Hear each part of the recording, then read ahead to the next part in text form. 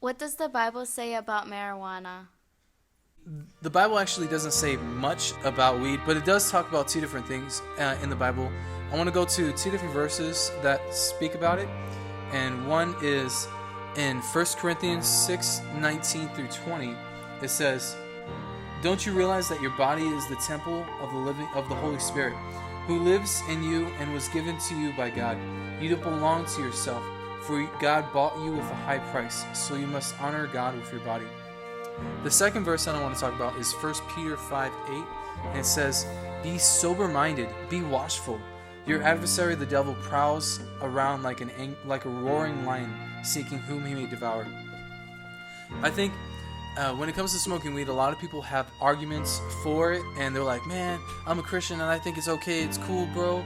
And so one of the first arguments is where people say, "Oh, well, it's natural, and smoking weed is natural, and how could you say that weed is bad if it's natural?"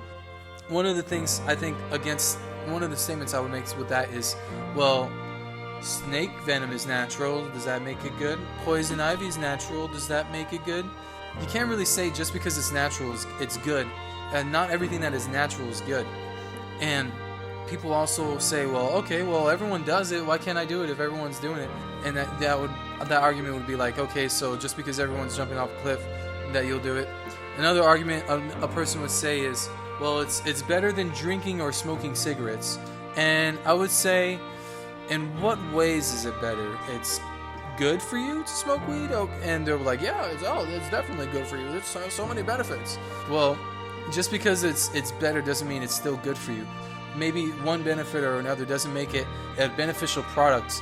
It's like anything. You can't just say, well, it's good just because of one thing or another. And they're basing that opinion not on the fact that it is actually good, but on the fact that it actually makes you feel good. So what's the difference? Do you think it's good because it makes you feel good, or do you think it's good because it actually is good? And if you really think about the beneficial factors of marijuana, there really isn't much if you compare them to anything else, really. Another thing is like, well, it doesn't affect me, so why would it be wrong? And I would say, well, why are you smoking it anyway in the first place if it doesn't affect you? If it doesn't do anything to you, why smoke it at all? But the truth is, the reason why you smoke it is because you want a high. And so this desire to have a high in the first place is what I want to address. And another argument would be, well, I'm not addicted, okay, so how could it be a big deal? And I would say, well, it's true that marijuana may not have physical addictions to it. Your body may not be addicted to it, but the thing is, you have a mental addiction to it. Your mind may be addicted to it, so you cannot stop it because you're mentally craving something. And so the mind is a powerful thing. It has the ability to crave something that your body may not even know it's there. Another thing is, I guess, well, God created it, so God put it on this earth, so how could it be wrong? Come on, man. God created a lot of things that is not good for us. You can't just say that He put it on this earth just for you to get high. Does God really want that for your life? So I think whether it's drunkenness or getting high, what you're really saying is God is not enough. What I really want is to feel this high. And it's all about, smoking weed is all about this high that you get. And what does that mean? It means that we feel insufficient in life, in every other area in our life. It's insufficient, so therefore we need something to fill that void. And yet, instead of putting God to fill that void, which He is the only one that can fill the void, we exchange that for this high feeling we get from marijuana. And you're like, well, whatever I do in my house is my own business. But I would say your whole life, everything that you have, everything that you are, is God's business. I mean, it says clearly that you belong to God. You do not belong to yourself, for God bought you with a high price. So you must honor God with your body. Are you honoring God with your body by smoking weed? And I honestly think that you are not. Another thing is, Solomon actually said it himself. He said, and that's in Ecclesiastes 2:1-2. I said to myself, come now, I will test you with pleasure and to find out what is good. But that also proved to be meaningless.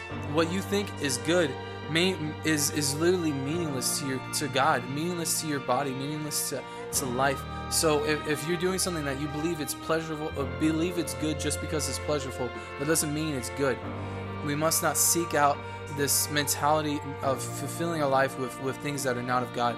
We must have a mind that is always sharp and always filled with Christ. And we can't have a sober mind if we're filling our mind with thoughts of the Bible. If we're literally becoming dull inside and becoming lifeless inside when we get high, it takes away who we are and we become something else.